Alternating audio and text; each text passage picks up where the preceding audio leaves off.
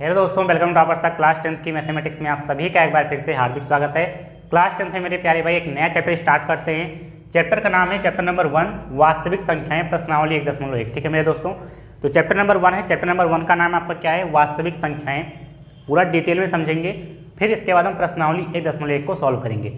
पहले हम introduction part के बारे में बात करेंगे, मतलब जो आपका प्रश्नावली 1.1 है किस चीज़ पर आपका बेस्ड है, किस कंसेप्ट पर आपका बेस्ड है, उसके बारे में डिटेल से डिस्कस करेंगे। फिर हम प्रश्नावली पर जाएंगे। ठीक है मेरे दोस्तों, तो बिना किसी देरी के चलिए शुरुआत कर लेते हैं अपनी क्लास को। आइए दोस्तों चैप्टर स्टार्ट करते हैं। चैप्टर का नाम है आपका वास्तविक संख्याएं। तो मेरे दोस्तों मेरा मेन फोकस है कि संख्या क्या होता है। ठीक मेरे दोस्तों, तो देखो चैप्टर का नाम ही आपके पास वास्तविक संख्याएं, मतलब संख्या के बारे में हमको पढ़ना है। ठीक बात है। तो देखो यहाँ पर हम सबसे पहले हेडिंग लगाते हैं संख्या। क्या हेडिंग लगाते हैं? संख्या। तो मेरे दोस्तों देखिए, संख्या को हम दो प्रकार से विभाजित करते हैं। कितने प्रकार से? दो प्रकार से। तो देखो संख्या को हम कितने प्रकार से विभाजित करेंगे? दो प्रकार से। तो नंबर 1 क्या हो जाएगा आपका? वास्तविक संख्या, जो आपके चैप्टर का नाम है वास्तविक संख्या। नंबर पहला हो गया आपका वास्तविक संख्या, और दूसरा आपका हो जाएगा मेरे दोस्तों काल्पनिक संख्या। अब देखिए यहाँ पर वास्तविक संख्या हो गया, काल्पनिक संख्या हो गया। ठीक बात है मेरे दोस्तों। तो संख्या को हम कितने प्रकार से विभाजित कर सकते हैं? दो प्रकार से, वास्तविक संख्या और काल्पनिक संख्या। मेरे दोस्तों एक और होता है आपका, दो ही प्रकार नहीं, 3 प्रकार होते हैं। ठीक बात है।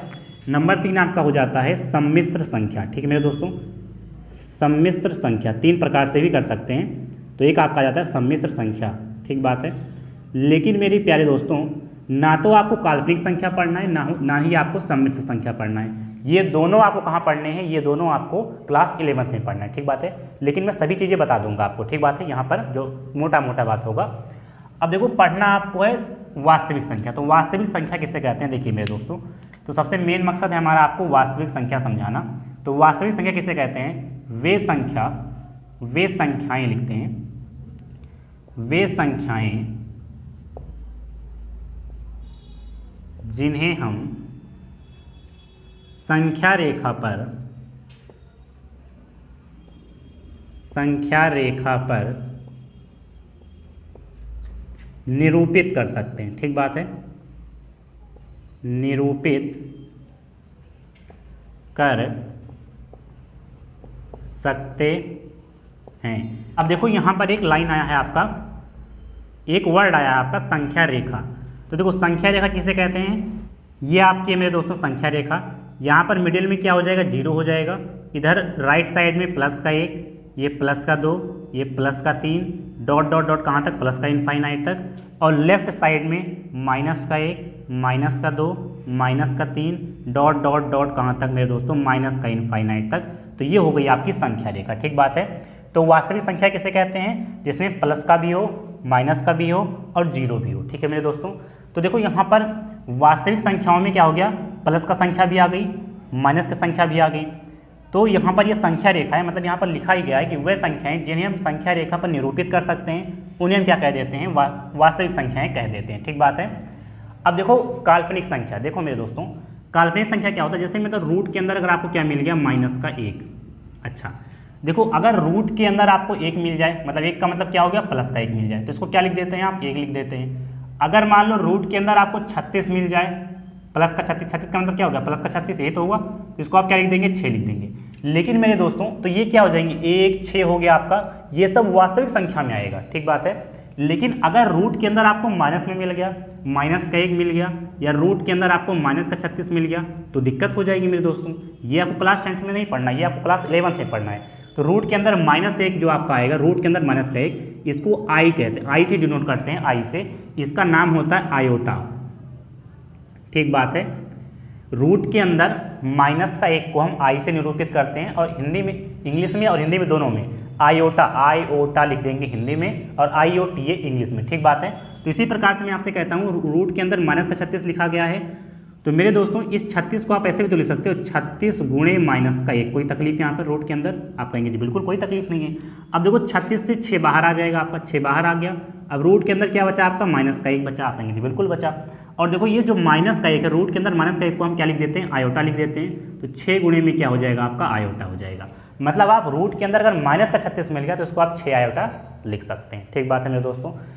तो यहाँ पर आपका काल्पनिक संख्या हो गया, मतलब ऐसी संख्या है जिनको हम नंबर संख्या रेखा पर नंबर लाइन पर डिनोट नहीं कर सकते हैं। ठीक बात है, इन सभी को हम क्या कर सकते हैं, नंबर लाइन पर डिनोट नहीं कर सकते हैं, तो उसे क्या कह देंगे, काल्पनिक संख्या कह देंगे। ठीक बात है, इसी का रिवर्स नहीं लगा देना है। और कैसे ये एग्जाम्पल में क्या हो जाएगा, इस प्रकार से आपका एग्जाम्पल हो जाएगा। अब देखो सम्मिश्र संख्या किसे कहते हैं। ठीक बात है, तो सम्मिश्र संख्या मेरे दोस्तों किसे कहते हैं, जिसमें वास्तविक संख्या, ऐसी संख्या जिसमें वास्तविक संख्या प्लस काल्पनिक संख्या दोनों हों, काल्पनिक संख्या दोनों हों, उन्हें हम सम्मिश्र संख्या कहते हैं।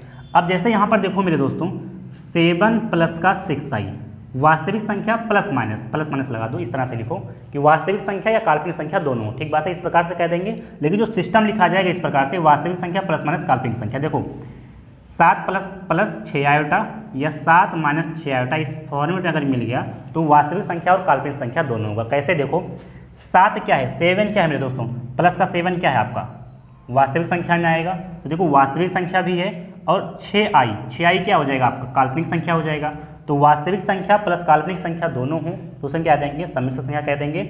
जैसे यहाँ पर देखो 7 क्या है आपका, 7 आपका हो जाएगा वास्तविक संख्या। अब माइनस भी लगा देते हैं, प्लस माइनस दोनों में। ठीक बात है, 6 आयोटा आपका हो गया, ये क्या हो जाएगा आपका, काल्पनिक संख्या हो जाएगा। तो ऐसी संख्याएं जिनमें वास्तविक और काल्पनिक दोनों हों उन्हें हम क्या कह देंगे, सम्मिश्र संख्या कह देंगे। ठीक बात है, तो ये तीनों फॉर्मेट आपको समझा दिए, इसमें आपको कोई तकलीफ नहीं होगी। ठीक बात है मेरे दोस्तों, इसको आप चाहे तो नोट कर सकते हैं और इसके बाद हम नेक्स्ट स्लाइड देखेंगे। ठीक बात है, तो इसका आप स्क्रीनशॉट ले लें। मैंने देखो बहुत बेसिक तरीके से मैं आपको समझा रहा हूँ कि संख्याओं को पहले हम 2 पार्ट में ब्रेक किया, वास्तविक संख्या, काल्पनिक संख्या। वास्तविक संख्या की परिभाषा आपको लिखाया, ये नंबर लाइन पर ऐसी संख्या है जिनको हम नंबर संख्या रेखा पर डिनोट कर सकते हैं, उन सभी को हम वास्तविक संख्या कहते हैं। काल्पनिक संख्या जिसके रूट के अंदर अगर माइनस कॉमन मिल गया तो उसको हम आयोटा लिखते हैं, और इस प्रकार से मैंने आपको समझाया आई से डिनोट करते हैं। सम्मिश्र संख्या मैंने आपको बताया कि वास्तविक संख्या प्लस काल्पनिक संख्या दोनों हो तो उसे हम क्या कह देंगे, सम्मिश्र संख्या कह देंगे। ठीक बात है, ये दोनों चीज़ें आपको क्लास 11th में पढ़नी है।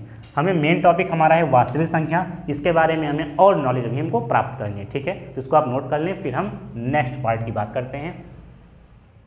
आइए दोस्तों आगे की बातों को समझते हैं। देखिए हमको पढ़ना क्या है, वास्तविक संख्या के बारे में हमको पढ़ना है। तो अब देखिए संख्या को हमने 2 प्रकार से विभाजित किया, एक 3 प्रकार लास्ट वाला आपको बताया, लेकिन हम वास्तविक संख्या को भी 2 प्रकार से विभाजित करते हैं। देखो कैसे, वास्तविक संख्या को 2 प्रकार से, एक आपका हो जाता है परिमेय संख्या, जो कि आपको पढ़ना भी है, आपके चैप्टर में भी है, परिमेय संख्या, और दूसरा आपका हो जाएगा अपरिमेय संख्या। क्या हो जाएगा, अपरिमेय संख्या। एक सेकंड में देख लेता हूँ ऑन है आपका कैमरा या नहीं। हाँ ठीक है, ऑन है। ठीक है मेरे दोस्तों, अब देखिए होगा ये, वास्तविक संख्या को हमने 2 प्रकार से विभाजित किया, परिमेय संख्या और अपरिमेय संख्या, दोनों को 1 बाय 1 समझते हैं। देखिए यहाँ पर परिमेय संख्या किसे कह देंगे, ऐसी संख्याएं जिन्हें हम P/Q फॉर्म में लिख सकते हैं,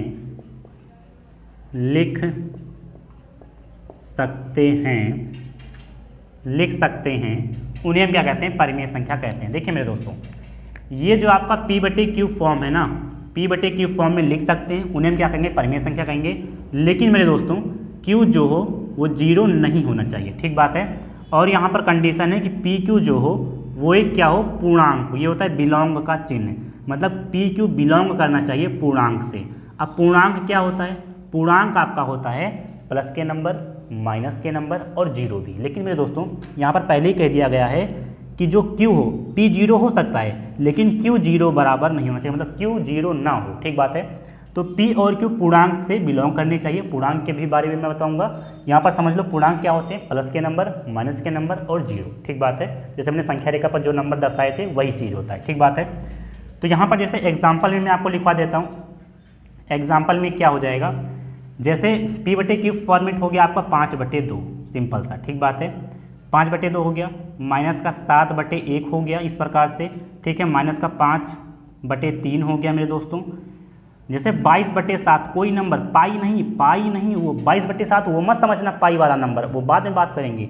22/7 कोई और नंबर है, मान लो कोई नंबर एक हमने ले लिया 22/7, तो वो भी क्या हो जाएगा आपका परिमेय संख्या हो जाएगी मेरे दोस्तों। रूट के अंदर 25 लिखा गया, ये भी परिमेय संख्या है। क्यों?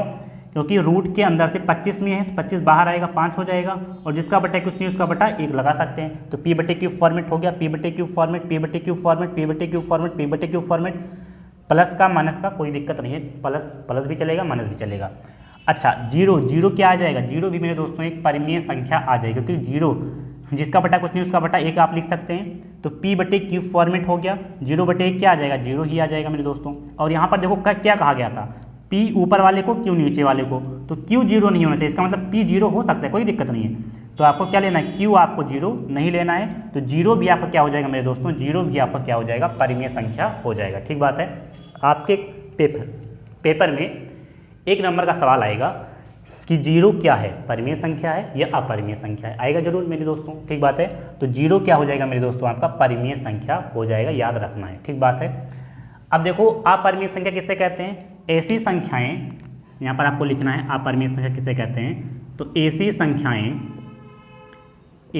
संख्याएं जिन्हें हम P/Q फॉर्म में नहीं लिख सकते। ठीक बात है, नहीं लिख सकते हैं, उन्हें हम क्या कहते हैं? अपरिमेय संख्या कहते हैं। ठीक है मेरे दोस्तों। जैसे देखो एग्जाम्पल के थ्रू आप समझ लो। जैसे मेरे दोस्तों 2 रूट के अंदर 2 का मान क्या होता है? 1.414 डॉट करके ऐसे रूट के अंदर कैलकुलेटर में आप लो रूट 2 लिखो। देखो ये ऐसा चलता जाएगा, इसको हम लिख ही नहीं सकते P/Q फॉर्मेट में। ठीक बात है।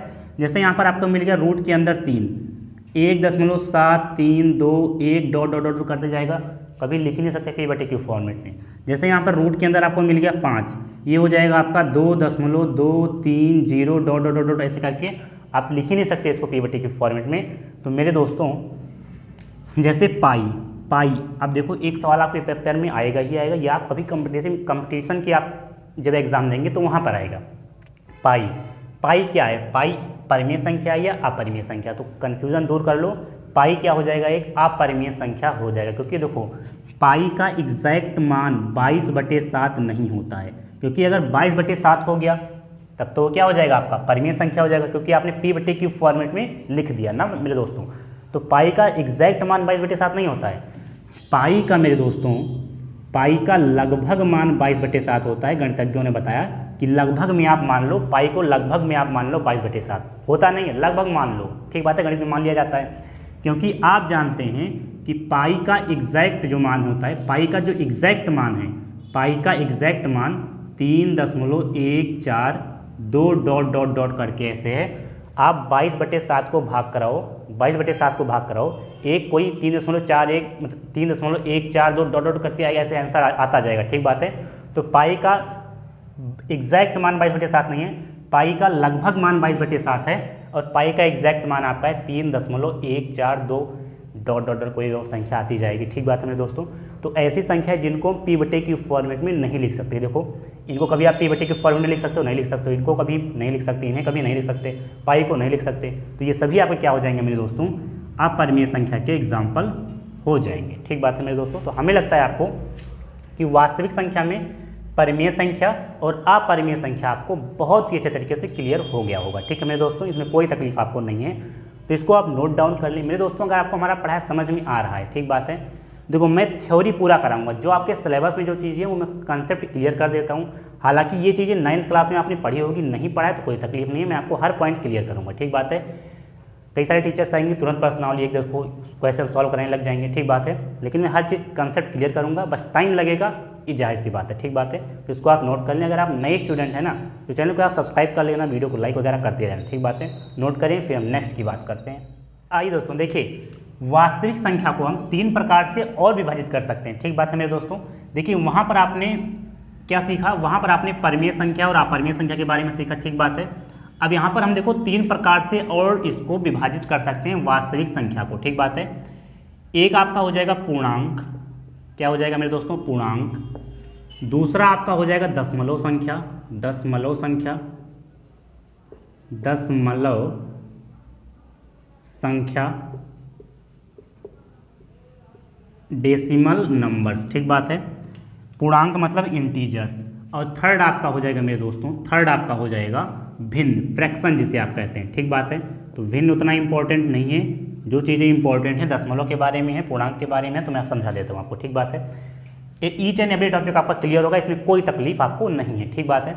अब देखिए पूर्णांक क्या होता है मेरे दोस्तों, मैंने आपको बताया पूर्णांक क्या होता है। जैसे आपका ये हो गया 0, ये माइनस प्लस का 1, माफ करना प्लस का 1, ये प्लस का 2, ये प्लस का 3, डॉट डॉट कहाँ तक मेरे दोस्तों, प्लस का इनफाइनाइट तक, ठीक बात है। इधर आपका हो जाएगा माइनस का 1, ये हो जाएगा माइनस का 2, ये आपका हो जाएगा माइनस का 3, डॉट डॉट डॉट कहाँ तक मेरे दोस्तों, कहाँ तक ये आपका हो जाएगा, माइनस का 2, माइनस का 3, माइनस का इनफाइनाइट तक। तो यही मेरे दोस्तों आपका क्या है मेरे दोस्तों, पूर्णांक है, ठीक बात है। क्या है आपका पूर्णांक है। तो मेरे दोस्तों देखिए बात समझते हैं। यहाँ पर मैंने आपको बताया कि वास्तविक संख्या को हम 3 प्रकार से और विभाजित कर सकते हैं, पूर्णांक, दशमलव संख्या, भिन्न संख्या, ठीक बात है। अब तीनों आपको याद रहेगा, ठीक बात है। भिन्न आपको बताने की जरूरत नहीं है, भिन्न आप जानते हैं, या नहीं भी जानते तो आपके सिलेबस में है भी नहीं, ठीक बात है। हम उतनी बात करेंगे जितना आप हजम कर ले जाएंगे, जितना आपको मतलब, क्योंकि ये भिन्न अगर बताने लग जाएंगे तो इसको 4-5 कैटेगरी में, इसके 4-5 टाइप होते हैं, उसको भी बताना पड़ेगा, ठीक बात है। तो वो आपके सिलेबस में नहीं है, तो उसको मैं नहीं बताऊंगा। 2 चीज़ें आपको इंपॉर्टेंट हैं, पूर्णांक और दशमलव, दोनों में डिफाइन कर देता हूँ। अब देखिए मेरे दोस्तों यहाँ पर जो आपका पूर्णांक है, क्या है, पूर्णांक है, इसको हम 2 प्रकार से विभाजित करते हैं। पूर्णांक जो आपका है इंटीजर, इसको हम 2 प्रकार से विभाजित करते हैं। एक धनात्मक पूर्णांक, धनात्मक पूर्णांक, और नंबर 2 आपका हो जाता है मेरे दोस्तों ऋणात्मक पूर्णांक।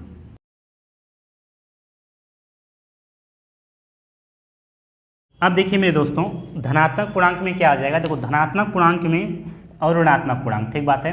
धनात्मक पूर्णांक में आपने देखा था कि जो आपको देखो 0 के बाद +1 +2 +3 +4 +5 +6 इनफाइनाइट तक, तो ये मेरे दोस्तों क्या हो जाएगा आपका प्लस का 1 प्लस का 2 प्लस का 3, ये सब क्या हो जाएंगे प्लस का 4 प्लस का 5 प्लस का इनफाइनाइट तक, ये सब क्या हो जाते हैं मेरे दोस्तों, ये सब आपके हो जाते हैं धनात्मक पूर्णांक, ठीक बात है। ये बात आप समझ पाए। प्लस का 1 प्लस का 2 प्लस का 3 डॉट डॉट डॉट कहाँ तक, प्लस का 4 प्लस का 5 प्लस का इनफाइनाइट तक मेरे दोस्तों, डॉट डॉट कहाँ तक, प्लस का इनफाइनाइट तक, ये सभी आपके हो जाते हैं धनात्मक पूर्णांक, ठीक बात है। ऋणात्मक पूर्णांक क्या हो जाते हैं मेरे दोस्तों, जो माइनस का 1 होता है, माइनस का 2 होता है, माइनस का 3 होता है, माइनस का 4 होता है, डॉट डॉट डॉट कहाँ तक, माइनस का इनफाइनाइट तक। मतलब ये देखो आपका माइनस का 1 माइनस का 2 माइनस का 3 माइनस का 4 कहाँ तक, माइनस का इनफाइनाइट तक, ये सभी आपको क्या होते हैं मेरे दोस्तों ऋणात्मक पूर्णांक होते हैं। क्या होते हैं, ऋणात्मक पूर्णांक होते हैं, ठीक है मेरे दोस्तों। तो आपके जहन में एक चीज़ आएगा कि ये तो धनात्मक पूर्णांक हो गया, ये ऋणात्मक पूर्णांक हो गया, तो ये 0, अब 0 बचा। 0 क्या होता है मेरे दोस्तों, तो 0 ना तो धनात्मक ना ही ऋणात्मक, ठीक बात मेरे दोस्तों। क्या हो जाएगा, ना तो धनात्मक और ना ही ऋणात्मक। तो आपके पेपर में एक सवाल आएगा 0 के बारे में, आप मॉडल पेपर उठा करके देख लेना, ठीक बात है। कहेगा 0 है, ठीक बात है, धनात्मक पूर्णांक, ऑप्शन ए धनात्मक पूर्णांक, ऑप्शन बी ऋणात्मक पूर्णांक, ऑप्शन सी ना तो धनात्मक ना ही ऋणात्मक, और ऑप्शन डी आपका हो जाएगा इनमें से कोई नहीं, ठीक बात है। तो आपको ऑप्शन सी करेक्ट करना है, ना तो धनात्मक ना ही ऋणात्मक। 0 क्या है, ना तो धनात्मक है और ना ही ऋणात्मक है, ठीक बात है मेरे दोस्तों। तो हमें लगता है आपको पूर्णांक के बारे में भी समझ में आया। देखो ये चीज़ें आपको ना 10th वंट में कोई नहीं बताता मेरे दोस्तों, सही बात तो ये है। आपको केवल ये बता दिया जाएगा प्राकृतिक संख्याएँ, होल संख्या, पूर्ण वर्ग, पूर्ण संख्याएँ, इंटीजर्स क्या होते हैं, बस जल्दी से लिखवा दिया जाएगा, काम खत्म। लेकिन मैं आपको हर एक टाइप का एग्जाम्पल करा के मैं आपको बता रहा हूँ, जिससे आपको लाइफ लॉन्ग काम में लगे, ठीक बात है। अब देखिए यहाँ पर ये जो आपका प्लस का 1 से लेकर प्लस के इनफाइनाइट तक नंबर्स हैं, इन्हें ही मेरे दोस्तों क्या कहते हैं, इन्हें ही हम कहते हैं प्राकृतिक संख्याएं, ठीक बात है। प्राकृतिक संख्या या संख्याएं, जो भी आप कह सकें। तो प्राकृतिक, देखो धनात्मक पूर्णांक आपका जो होता है ना, वही आपका क्या होता है, प्राकृतिक संख्याएं होती हैं, प्राकृतिक संख्या होता है। +1 +2 +3 +4 +5 +7 इसके क्या होता है, प्राकृतिक संख्याएं हो गई। अब देखो यहाँ पर एक चीज़ और आएगा आपका, एक सेकंड देख लेता हूँ आपको, हाँ दिख तो रहा है नीचे तक। अब देखो यहाँ पर एक चीज़ आपको और आता है, पूर्ण संख्या क्या होती है। देखो पूर्ण संख्या, ये भी आपको समझना है। तो पूर्ण संख्या क्या होती है मेरे दोस्तों, जीरो के साथ आपको प्राकृतिक संख्या लगा देंगे। 0 1 2 3 4 डॉट डॉट डॉट कहाँ तक, प्लस का इनफाइनाइट तक। तो ये मेरे दोस्तों आपका क्या हो जाएगा, पूर्ण संख्या हो जाएगा। प्राकृतिक संख्या 1 2 3 4 5, पूर्ण संख्या 0 लगा दो 1 2 3 4 5, ठीक बात है, इनफाइनाइट तक। तो ये सब आपके क्या हो जाएंगे, पूर्ण संख्या हो जाएगा। ये हमें लगता है आपको समझ में आया होगा, बहुत ही डिटेल में मैंने आपको समझाया, ठीक बात है। धनात्मक पूर्णांक प्लस से लेकर +1 से लेकर प्लस का इनफाइनाइट तक प्राकृतिक संख्याएं भी उन्हीं को हम कहते हैं। पूर्ण संख्या 0 के बाद आप क्या लगा दें, प्राकृतिक संख्या लगा दें, काम कंप्लीट हो गया, पूर्ण संख्या आपका हो गया।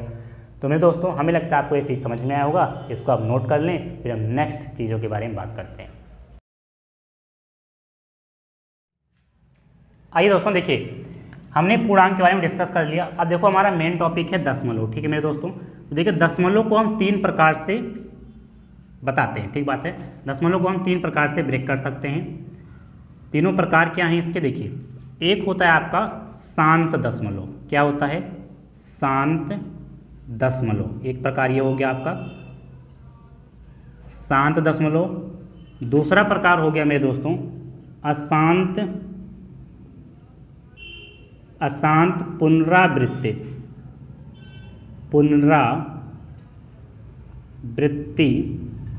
दशमलव। तीसरा आपका हो गया मेरे दोस्तों अशांत अनावृत्ति दशमलव। अब देखो सभी के बारे में हम समझते हैं।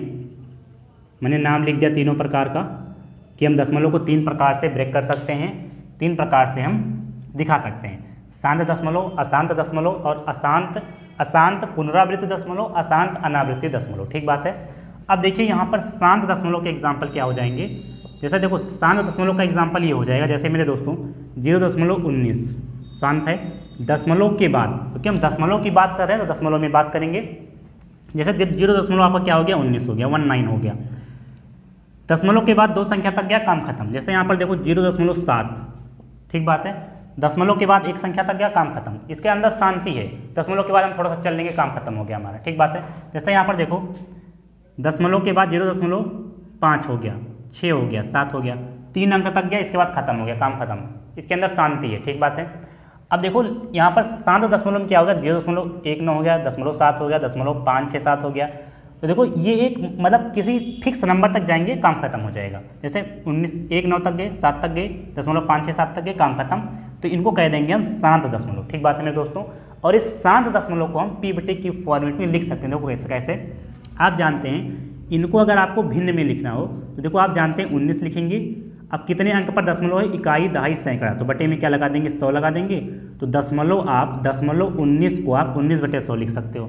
जैसे यहाँ पर आपका लिखा गया है 0.7, तो 7 लिख दो। अगर आपको भिन्न में लिखना है तो देखो p/q फॉर्मेट अगर आपको लिखना है तो इकाई, दहाई, तो बटे में 10 लगा दो। इसको इस प्रकार से लिख सकते हो। देखो यहाँ पर जैसे 0.567 है तो 567, अगर आपको p/q फॉर्मेट में लिखना है तो इकाई, दहाई, सैकड़ा, हज़ार लिख दो। क्या हो गया, ये सब शांत दशमलव हो गया। तो शांत दशमलव को हम p/q फॉर्मेट में लिख सकते हैं। अर्थात शांत दशमलव भी एक प्रकार का परिमेय संख्या है। परिमेय संख्या क्या कहते हैं, परिमेय संख्या को हम p/q फॉर्मेट में लिख सकते हैं। अर्थात शांत दशमलव को हम p/q फॉर्मेट में लिख सकते हैं, ठीक बात है मेरे दोस्तों। अब देखो अशांत क्या है, अशांत, इसके अंदर शांति नहीं है। पुनरावृत्ति, बार बार रिपीट हो रहा हो, बार बार वही संख्या रिपीट हो रही हो, दशमलव, ठीक बात है। तो दशमलव में है तो दशमलव की बातें करेंगे। जैसे देखो 0.7777777 बार बार रिपीट हो रहा है, ठीक बात है। क्या कह रहा है, अशांत, इसके अंदर शांति नहीं है, ऐसे 7 करते चलता जा रहा है, ठीक बात है।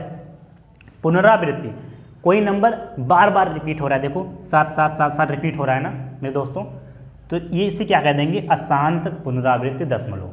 और मेरे दोस्तों एक बात बताओ, ये अशांत पुनरावृत्ति दशमलव जो आपका है ना, इसको भी हम p/q फॉर्मेट में लिख सकते हैं। देखो कैसे, ऐसे कि देखो ये जो आपका है रेकरिंग में समझा होगा आपने क्लास 8 में। देखो यहाँ पर देखो 7, ये सब क्या है, 7 है, ठीक बात है मेरे दोस्तों, 7 है। अब देखो ये 777 रिपीट हो रहा है ना, इसका मतलब 7 के ऊपर हम बार लगा सकते हैं। बार आपने कभी पढ़ा होगा कि जो नंबर से आप रिपीट बार बार हो रहा है ना, वो नंबर पकड़ लो और उसी के ऊपर बार लगा दो। तो 7 बार बार रिपीट हो रहा है, 7 पकड़ लिया, बार लगा दिया, तो इसको हम इस प्रकार से लिख सकते हैं। इतने बड़े नंबर को हम इस प्रकार से लिख सकते हैं। अब देखो ये जो आपका 0.7 है ना मेरे दोस्तों, इसको आप 7 लिख सकते हो, केवल और केवल 7 लिख सकते हो। अब आप एक काम करो, 7 लिख सकते हो। अब देखो कितने अंक के ऊपर बार है, केवल और केवल एक अंक के ऊपर बार है, तो बटे में एक बार 9 लगा दो। तो इसको आप 0.77777 को आप 7/9 लिख सकते हो। अर्थात मतलब ये हो गया आपका कि अशांत पुनरावृत्त दशमलव को भी आप p/q फॉर्मेट में लिख सकते हैं। इसका तात्पर्य ये हो गया कि ये भी एक परिमेय संख्या है। ठीक बात है। जैसे एक एग्जांपल और लेते हैं, 0.56565656 डॉट डॉट डॉट करते जा रहा है। ठीक बात है। तो मैंने क्या कहा, अशांत। देखो ये 5 रिपीट हो रहा है, शांति ही नहीं है यार, इसके अंदर हमेशा रिपीट हो रहा है। पुनरावृत्ति, देखो पुनरावृत्ति का मतलब हो गया कि ये जो 5 है ना, बार बार यही नंबर रिपीट हो रहा है, 5 करके। ठीक बात है। तो इसको आप क्या लिख सकते हो, इसको आप लिख सकते हो 0.56 के ऊपर बार, क्योंकि देखो दो संख्या है, 5 रिपीट हो रहा है, तो 5 के ऊपर बार लिख सकते हैं। p/q फॉर्मेट कैसे लिखेंगे, 56 लिख दो। अब कितने अंक के ऊपर बार है, 2 अंक के ऊपर बार है, तो 2 बार नीचे आप 9 लगा दो। 56/99 क्या हो जाएगा, आपका आंसर हो जाएगा। और p/q फॉर्मेट में भी हमने लगा दिया, तो ये भी। तो इसका मतलब ये होगा कि शांत दशमलव और अशांत पुनरावृत्त दशमलव ये क्या है, एक प्रकार से परिमेय संख्या ही हैं, परिमेय संख्या के एग्जाम्पल हो जाएंगे। ठीक बात है। अब देखो लास्ट आपका आता है अशांत अनावृत्ति दशमलव। नाम से ही समझ में आ रहा होगा कि अशांत है, शांति तो नहीं है, अशांत है। ठीक बात है।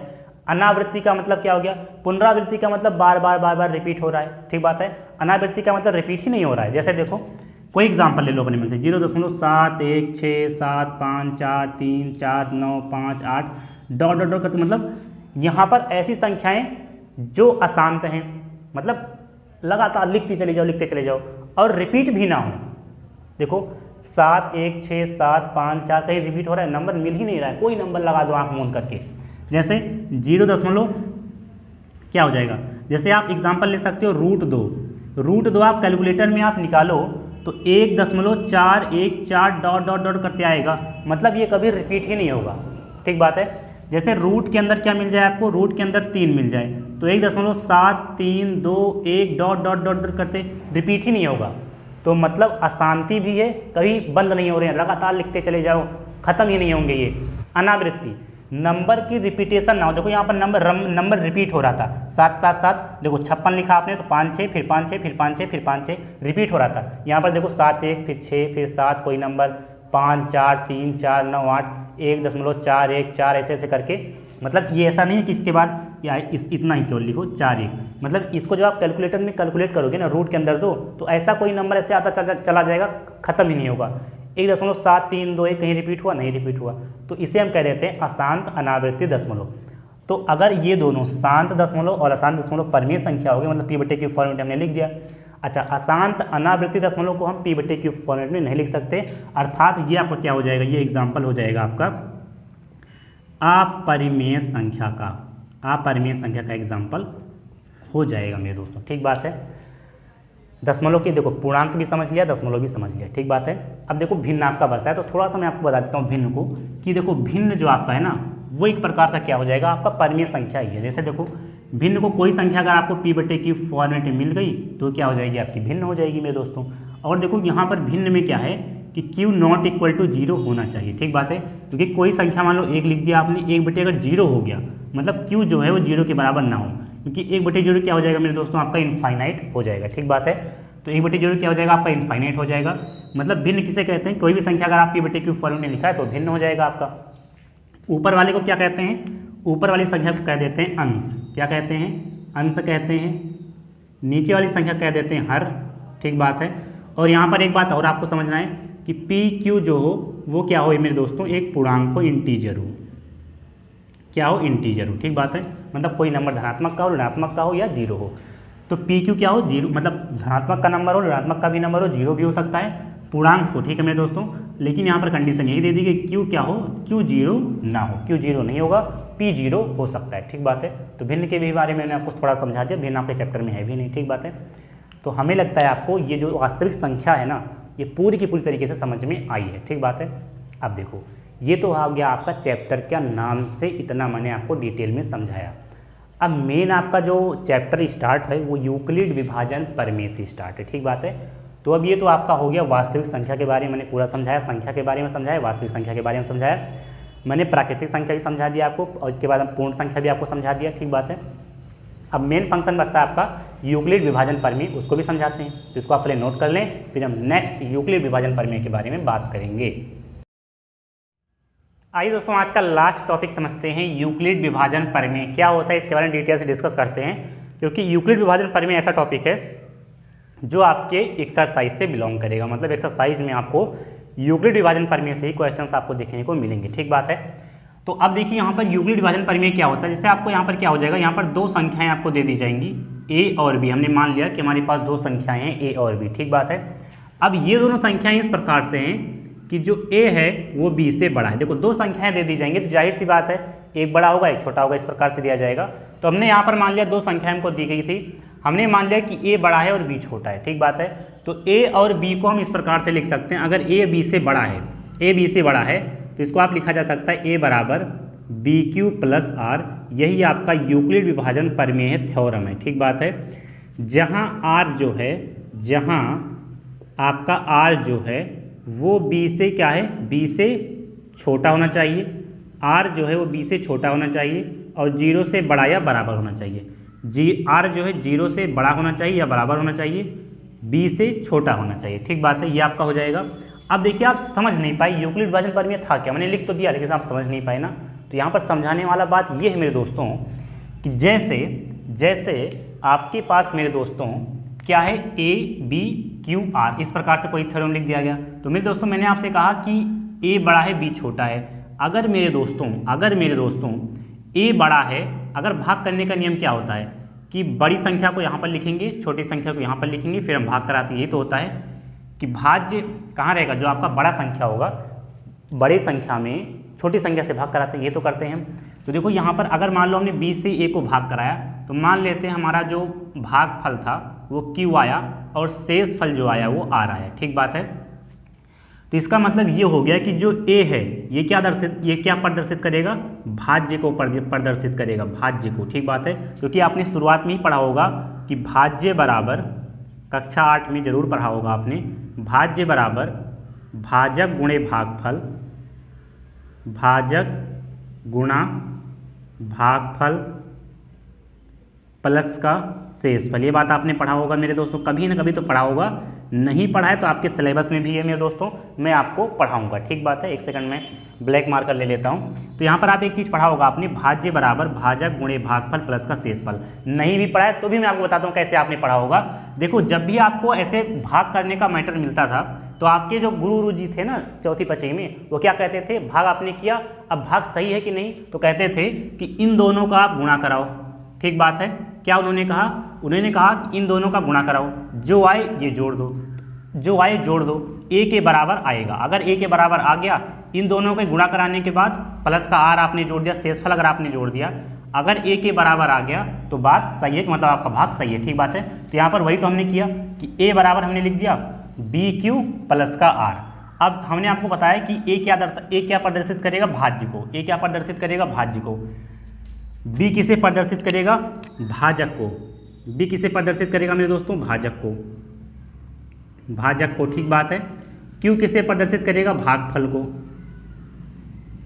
भागफल को। और आर क्या है यहाँ पर आर आपका हो जाएगा शेषफल, शेषफल को प्रदर्शित करेगा। ये बात ही, यही बात है मेरे दोस्तों, इसी बात को उसने यूक्लिड विभाजन प्रमेय में इस प्रकार से लिख दिया गया। ठीक बात है। अब जैसे हम एक एग्जाम्पल के थ्रू आपको समझाते हैं, एक एग्जाम्पल के थ्रू आपको समझाएंगे, समझ में आ जाएगा। जैसे मान लो आपके पास दो संख्याएं हैं 5 और 2। ठीक बात है। दो संख्याएं हैं इस प्रकार से। अब देखो 5 और 2 आपके पास संख्या है कोई, अब आपको यूक्लिड विभाजन प्रमेय करके आपको दिखाना है। ठीक बात है। तो क्या हो जाएगा यहाँ पर, देखो 5 बड़ा है और 2 छोटा है, आप कहेंगे जी बिल्कुल है। ठीक बात है। तो अब क्या करते हैं हम भाग करते हैं, क्योंकि हमको इस फॉर्मेट में लिखना है, a बराबर बी क्यू प्लस का आर, इस फॉर्मेट में हमें लिखना है। तो हम क्या करेंगे, बड़ी संख्या में छोटी संख्या से भाग करा देंगे, यही तो होगा। तो 2 दूनाई 4, 2 बार जाएगा 4, 5 में से 4 जाएगा, 1 आएगा, घटा गया आपका। तो मैंने आपसे कहा कि इसको किस फॉर्मेट में लिखना है, a बराबर बी क्यू प्लस का आर। तो a क्या है आपका, देखो यहाँ पर आप लॉजिक लगाओ, a क्या था यहाँ पर, देखो a कहाँ था, अंदर था, तो a ये आपका क्या हो जाएगा, a हो जाएगा। 5 क्या है आपका a, तो 5 बराबर क्या लिख सकते हो, 5 बराबर क्या हमने कहा बी क्यू प्लस का आर। तो b क्या है आपका, जिससे भाग कर रहे हैं आप, b क्या हो जाएगा, ये आपका हो जाएगा b, ये आपका हो जाएगा b। तो यहाँ पर 2 लिख दो, गुणे में q मतलब हो गया भागफल। तो q भागफल कितना आ गया यहाँ पर, ये क्या है आपका q है, q कितना आ गया 2, तो गुणे में 2 प्लस का r क्या होता है, शेषफल आपका होता है। तो शेषफल कहाँ है, नीचे, शेषफल कहाँ है यहाँ पर 1, तो यहाँ पर आपको लिख देना है। अब आप देखो जब गुणा कराओगे 2 दूनाई 4 प्लस का 1 कितना आ गया 5। तो यहाँ भी देखा 5 बराबर किसके आ गया, 5 बराबर 5 के आ गया, अर्थात यूक्लिड विभाजन प्रमेय आपका सिद्ध हो गया। ठीक है मेरे दोस्तों, तो यूक्लिड विभाजन प्रमेय कोई नया चीज़ नहीं है, बस केवल यही है, भाज्य बराबर भाजक गुणे भागफल प्लस शेषफल। इसी को नोटेशन करने का तरीका दे दिया, a बराबर बी क्यू प्लस का आर। ठीक बात है, हमने लॉजिक समझाया, यूक्लिड विभाजन प्रमेय हमें लगता है आपको समझ में आया होगा। मैंने यहाँ पर एक वर्ड भी लिखा कि r जो है वो 0 से बड़ा या बराबर होना चाहिए, लेकिन b से छोटा होना चाहिए। देखो समझो आप बात को, देखो जो आपका r है ना, शेषफल है ना, वो ये b है आपका, b तो यही होता है जिससे आप भाग करते हैं। तो देखो हमेशा आप जब भाग करेंगे तो आपका जो रिमाइंडर आएगा ना, रिमाइंडर वो इससे छोटा ही आएगा। ठीक बात है, अब देखो यहाँ पर छोटा ही आएगा, हमेशा भाग करके देख लेना, छोटा ही आएगा। अब कह रहा है 0 आए या 0 के बराबर, मतलब 0 से बड़ा हो। अच्छा, ये जो आपका रिमाइंडर है यहाँ पर 1 आ गया, इसका मतलब 0 से ये बड़ा है, 0 से बड़ा है, 1 का मतलब क्या हो गया, यहाँ पर क्या कह रहा है 0 से बड़ा, भी बराबर वाला चिन्ह ना देखो, r क्या है 0 से बड़ा होना चाहिए। तो ठीक बात है, r 0 से बड़ा 1 है। कह रहा है b से छोटा होना चाहिए, b से छोटा भी है। अब कह रहा है कि 0 से बराबर भी हो सकता है, कह रहा है कि r जो है वो 0 के बराबर भी हो सकता है। जैसे 5 को अगर आप 5 से भाग करेंगे तो 5 एक कम 5 कितना आ गया, 0 आ गया घटाने पर। तो वही बात हो गई, कभी क्या पता आप भाग करें और रिमाइंडर 0 आ जाए, तो r का मान 0 भी हो सकता है। ये बात हो गई, तो हमें लगता है आपको समझ में आया होगा। ठीक बात है। अब देखिए मेरे दोस्तों, आज हो गया पूरा का पूरा परिचय के बारे में कि प्रश्नावली 1.1 किस पर बेस्ड है। मैंने स्टार्टिंग में आपको 1 नंबर वाले ऑप्शन वाले सवाल बताए कैसे हो सकता है आपका जो प्रश्नावली 1.1 किस पर बेस्ड है, वो मैंने आपको क्लियर कर दिया। ठीक बात है। इसके बाद जो आपका प्रश्नावली 1.1 है वो यूक्लिड विभाजन प्रमेय से संबंधित है, उसको भी हमने डिफाइन करके पूरा का पूरा बता दिया। अब आज के लिए हम इतना ही रखेंगे मेरे दोस्तों। नेक्स्ट क्लास में हम जो नेक्स्ट क्लास होगा, देखो ये क्लास आपको मंडे को मिल रही है, ये क्लास कब मिल रही है आपको, मंडे को। ठीक बात है। अब ट्यूसडे को आपको बायोलॉजी मिलेगी, मंडे ट्यूसडे हो गया। फिर वेडनेसडे को आपको क्या मिलेगा, वेडनेसडे को आपको क्या मिलेगा, मैथ्स मिलेगा। यहाँ पर आपको क्या मिला, यहाँ पर आपको मैथ्स मिला, यहाँ पर क्या मिलेगा आपको, बायोलॉजी। ऐसे आपका सीक्वेंस चलता जाएगा। फिर वेडनेसडे को क्या मिलेगा आपको, मैथ्स मिलेगा। तो यहाँ पर मैंने आपको परिचय बता दिया कि आपका प्रश्नावली 1.1 किस पर बेस्ड है, वो सभी आपको समझ में आ गया होगा। ठीक बात है। आप नोट्स बनाते रहना मेरे दोस्तों, नोट्स आप जरूर बनाना। आप ये तो चल ही नहीं रहा, आप जो है नोट्स मेरे दोस्तों ज़रूर बना लेना, क्योंकि जब आप नोट्स बनाएंगे ना तो परीक्षा टाइम में बहुत ज़्यादा हेल्प करेगा मेरे दोस्तों। मैं जितना आपको बता रहा हूँ इतने का आप नोट्स बना लो, पूरी की पूरी NCERT में आपको पढ़ा दूंगा, पढ़ लो, काम खत्म।